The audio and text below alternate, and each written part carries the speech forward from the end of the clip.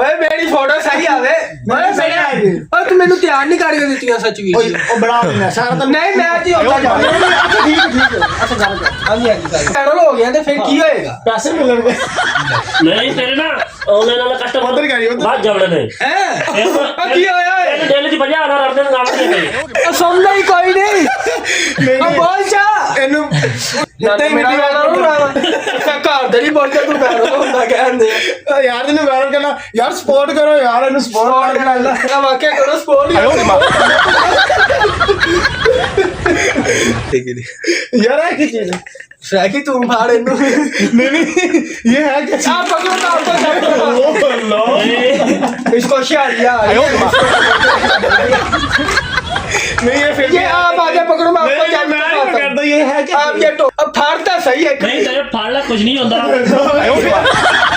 फाड़ना कोई ਜਿਹੜਾ ਬੰਦਾ ਨੇ ऐसे ना उन्हें मजा आ रहा फाड़ता हूँ अबे ला फाड़ दो मेरे को अपना है मेरे को अपना